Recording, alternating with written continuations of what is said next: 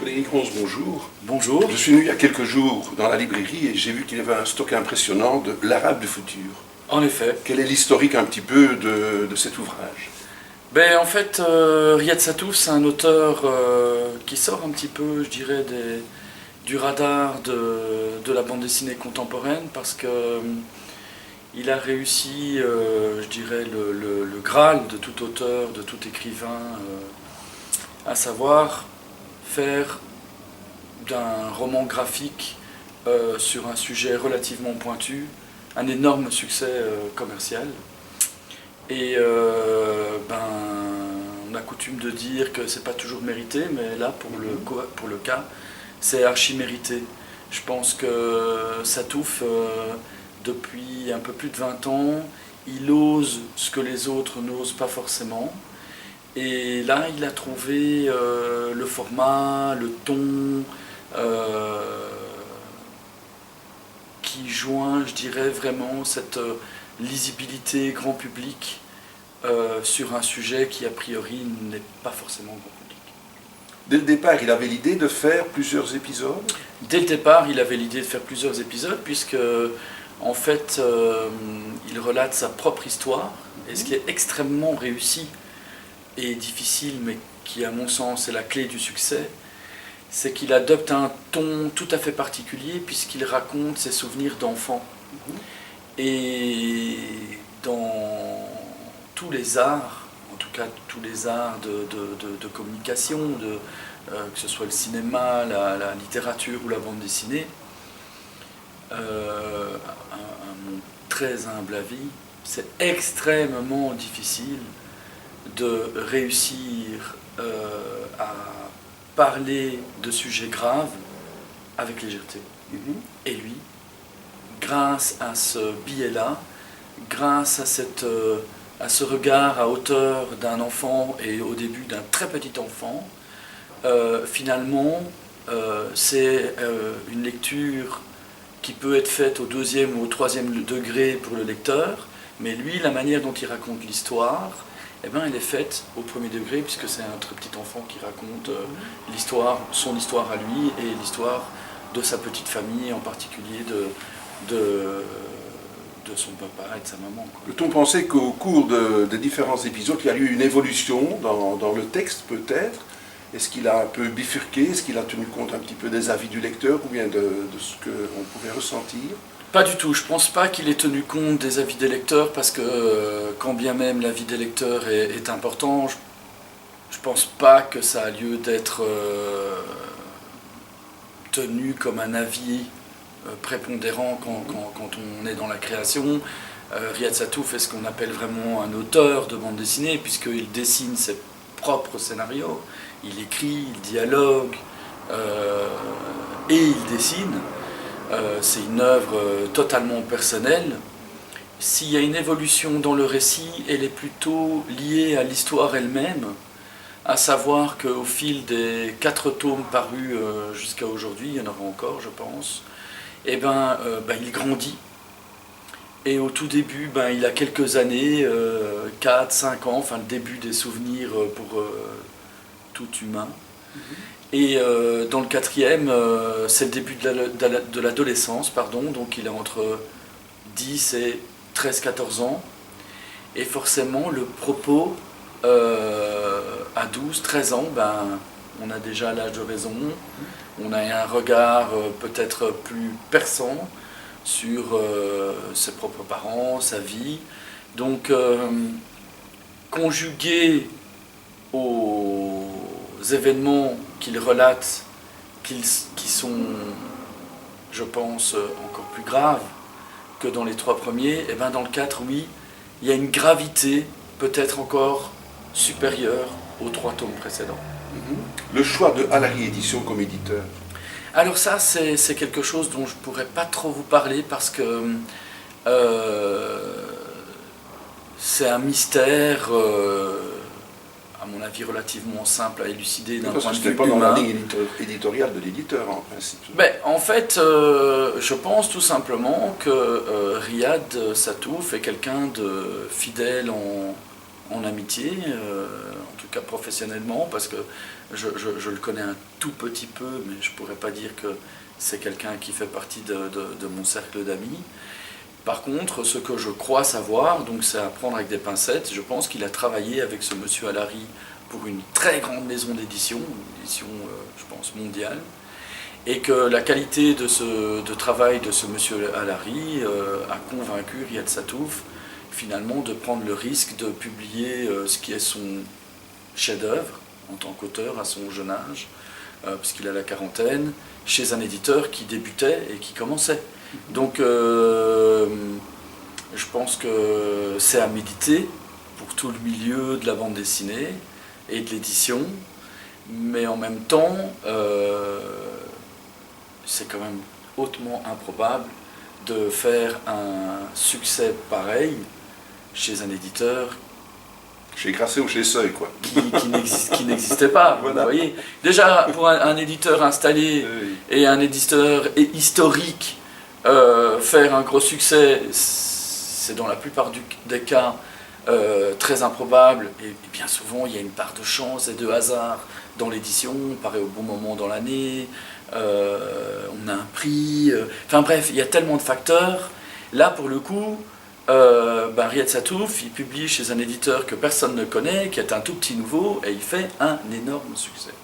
Donc voilà, je n'ai pas grand chose d'autre à dire. On fait un bond en arrière. Quand le libraire découvre le premier tome, quelle est sa réaction?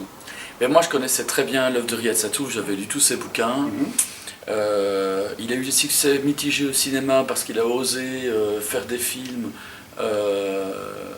qui n'étaient pas vraiment politiquement corrects, même si sous un vernis un peu rigolo, il abordait des choses très difficiles, de nouveau, le rapport à la religion, enfin, l'adolescence, ses sujets de prédilection. Mais sur le moment où j'ai reçu l'Arabe du futur, beaucoup d'excitation, beaucoup d'envie de le lire, comme chaque fois je l'ai lu le soir même. Et bizarrement, on a à peu près certitude que ça allait cartonner. Parce que le fait que le narrateur soit un si petit enfant, même pour évoquer la Libye de Kadhafi, la Syrie de Hafez el-Assad, ça rendait le livre grand public. Et graphiquement, ce trait simple et extrêmement affectueux, ça rend le livre, oui, vraiment, grand public. Je pense qu'on peut offrir à sa grand-mère l'Arabe du futur, elle va être très surprise, mais elle le lira. Et on peut offrir ça à un lecteur, je dirais, aguerri de bande dessinée, et il y trouvera son compte aussi. Parce qu'un libraire convaincu, parce qu'au prix du mètre carré, quand on voit un petit peu la place importante que prend l'ensemble des ouvrages, c'est vraiment, ce n'est pas un coup de poker, mais c'est un... Mais ça, c'est comme je pense, dans le métier de la librairie, et pas seulement dans la bande dessinée, puisque j'ai beaucoup de littérature aussi. Je pense que ces succès, c'est du travail à long terme. Il y a deux choses, ce que j'explique à ma petite équipe de jeunes libraires, c'est qu'il y a deux catégories de best-sellers dans une librairie. Il y a ceux que, en gros, tout le monde vend, et il y a ceux que nous devons bâtir. Et ceux que nous devons bâtir, au début, c'est un énorme travail de communication auprès des lecteurs, c'est beaucoup d'énergie, mais il faut que, au bout de quelques années, ces mêmes lecteurs viennent chercher des livres qui se vendent relativement peu dans les autres librairies et qui chez nous se vendent très bien. Donc ce sont des cycles. Il faut, je pense, minimum entre 3 et 5 ans pour qu'un libraire consciencieux finisse par faire quelques succès sur des livres qu'il défend lui personnellement. Et c'est capital quand on est une librairie artisanale comme la mienne. Je n'ai pas d'autre ambition que de faire une chouette librairie de quartier avec un vrai choix, un choix vertébré, quoi. Ça se construit petit à petit. Dans le cas de l'Arabe du futur, honnêtement, je n'ai pas trop de mérite, tant le succès a été immédiat. Et je veux dire, un nouveau public se présente. Oui. Oui, franchement, un autre public se présente. Il ne faut pas oublier que le premier tome de l'Arabe du futur, maintenant, il a quand même, je suis très mauvais pour ça, mais je dirais 7-8 ans. Et qu'en 7-8 ans, les choses évoluent beaucoup. Et je pense que l'Arabe du futur est un de ces gros succès de la bande dessinée, qui est porté par un public notamment féminin, qui lit beaucoup plus de romans graphiques, et qui est en train de changer un peu, entre guillemets, la sociologie de la bande dessinée, qui a toujours été très virile, voire viriliste, très masculine dans les sujets abordés, mais surtout et avant tout parce que ça s'adresse à un public masculin. Là, depuis une dizaine d'années, c'est flagrant, il y a un public féminin qui est en train d'écarter, je dirais, le spectre de la bande dessinée, et l'Arabe du futur, c'est peut-être un des rares titres qui fait vraiment la jonction entre tous ces publics-là. Donc féminins, les jeunes, plus âgés. On ne vend pas plusieurs dizaines, voire centaines de milliers de bouquins quand on s'adresse qu'à un seul public. Et quand on voit un petit peu, il y a quelques jours, il y a eu une page entière dans Le Soir qui relatait la sortie du 4e tome. Est-ce qu'on ressent un impact sur ce genre d'article? Est-ce que les gens réagissent à la lecture de l'article? Je pense pas. Je pense que les médias qui accompagnent les sorties comme ça au niveau de la littérature et de la bande dessinée, finalement, c'est pour des livres plus difficiles, qui ont un public plus ténu, qui sont des sujets plus compliqués. Là, on peut sentir quelque chose en librairie, on peut sentir sur la même journée, si on a 2-3 clients qui posent une question et que c'est la même, sur le même bouquin, on se dit mais tiens, il y a eu une chronique radiophonique ou quelque chose dans la presse. Quand c'est un gros succès comme l'Arabe du futur, finalement, c'est plus peut-être une légitimation peut-être pour le média en question que pour le livre lui-même. Bon, moi je suis venu, je l'ai découvert, je dois dire, j'avoue, je passe à travers 1001 choses parce qu'on est tellement envahi par tellement de sorties littéraires à chaque saison. Donc je viens vous dire bonjour, je tombe sur les piles entières ici, je découvre quelque chose. Je ne suis pas le seul dans ce cas-là, sûrement. C'est peut-être la preuve du potentiel de l'Arabe du futur. Et peut-être qu'en voyant les choses de l'autre côté de la lorgnette, moi je vous donne le petit côté de la lorgnette, à savoir celui du libraire, qui finalement se rend compte que l'influence des médias est quand même relativement limitée, parce que comme vous le dites, le nombre de sorties est tellement immense, finalement, est-ce que les gens s'y retrouvent vraiment? Et puis surtout, quand ils lisent quelque chose dans la presse, ou quand ils entendent quelque chose à la radio, dans 80% des cas, ils ne retiennent jamais vraiment tout à fait le nom d'auteur, jamais vraiment le titre dans son intégralité. Et donc, il faut agir, il faut réagir très vite. Quand sur la rentrée littéraire en septembre, vous avez plus de 700 titres, la probabilité que j'ai juste pile poil le titre qui est chroniqué le jour même à la radio ou dont on est parlé dans la presse, c'est quand même... Il faut un peu de chance, quoi. Pour le lecteur comme pour le libraire, il faut un petit peu de chance pour que les deux coïncident. Dans le cas de l'Arabe du futur, comme je vous le disais, il y a ces dernières années d'attentats, de radicalisation d'une jeunesse qui est 100% européenne, certes, d'origine maghrébine ou moyen-orientale, parfois la deuxième, la troisième, la quatrième génération, mais les gens qui ont posé des bombes, qui ont assassiné des gens dans les rues, c'est des Français, c'est des Belges. Et quand le premier Arabe du futur est paru, c'était bien avant tout ça. Et maintenant, on découvre un auteur extrêmement talentueux, moitié syrien, moitié breton, qui raconte ce parcours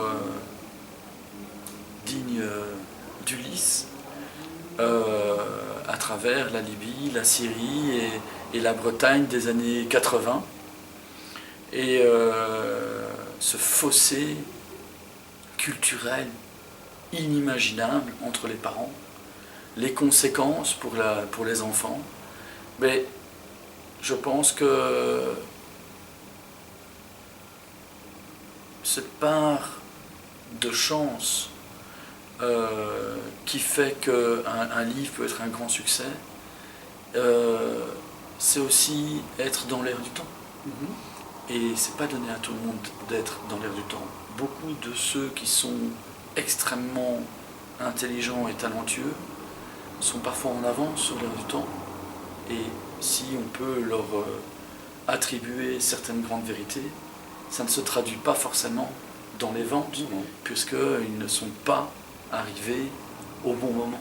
Oui, bon, il y a quelques visionnaires. Je parle par là aussi à Yasmina Kadra, qui il y a déjà près de 15 ans démarrait un petit peu, parlait un petit peu de tout ce phénomène. Il a les hirondelles de Kaboul, attentat aussi. Il vient maintenant encore de sortir. C'est différent parce que M. Kadra, il a été 25 ans colonel dans l'armée algérienne.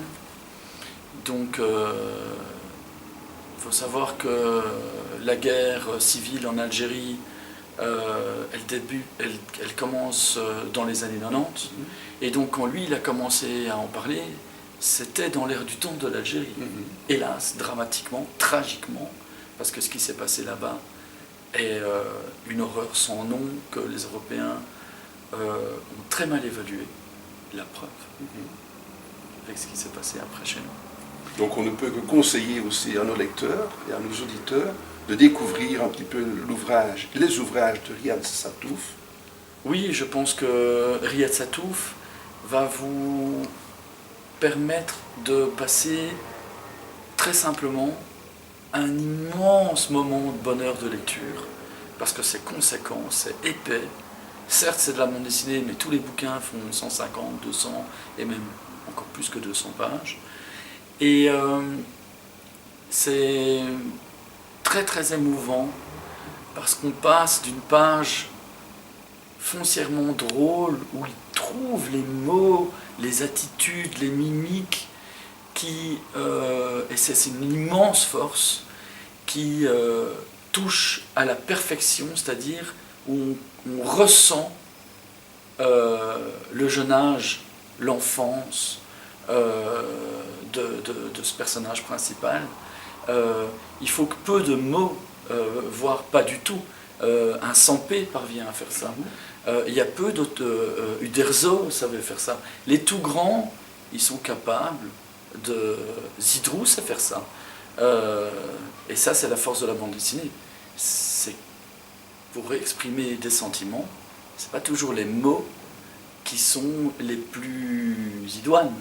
Une séquence de dessin, un détail dans le dessin, dans une mimique, dans un sourcil, peut vous faire ressentir quelque chose que vous-même, enfant, vous avez au fond de vous. Et la page d'après, dans le même livre, il y a une vérité crue, brutale, de régimes violents, dictatoriaux, de l'obscurantisme de ces sociétés.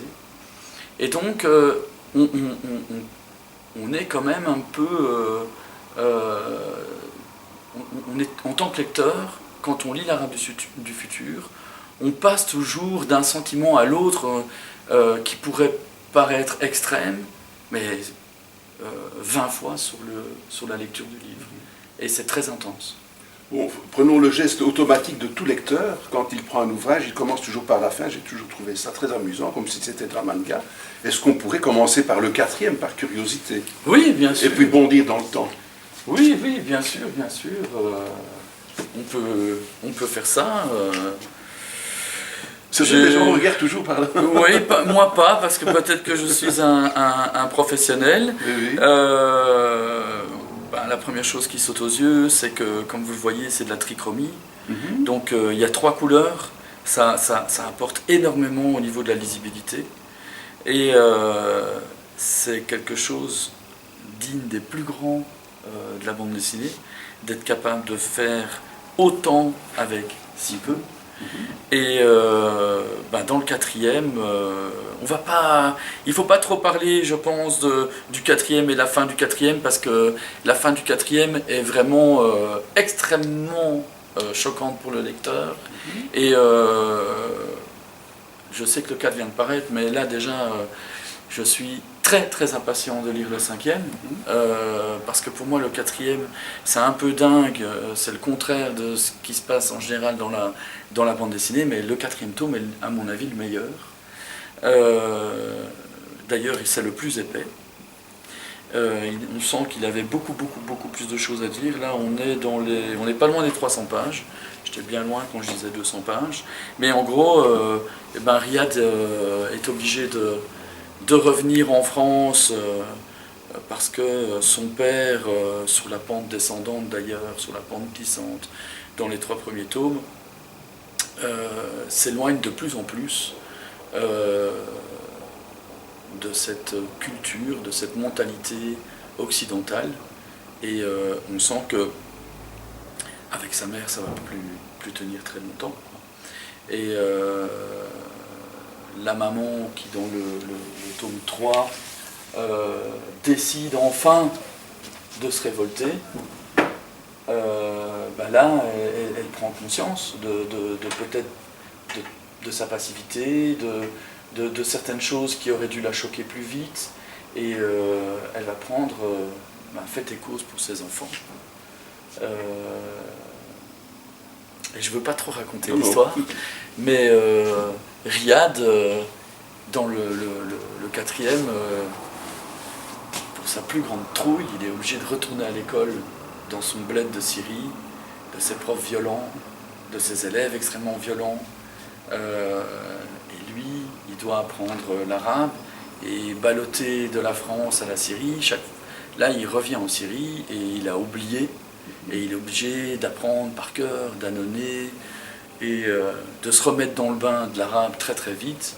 Lui qui est à peu près détesté non seulement par tout le village, mais par sa propre famille, parce qu'il est tout simplement différent. C'est un arabe blond. Et la jalousie est quelque chose, est un moteur de haine, je dirais, extrêmement puissant. Et lui, il est l'objet de cette jalousie. Bien, Frédéric, je vous remercie pour toutes ces explications. Et à très bientôt. À très bientôt. Voilà, merci Willy, au revoir.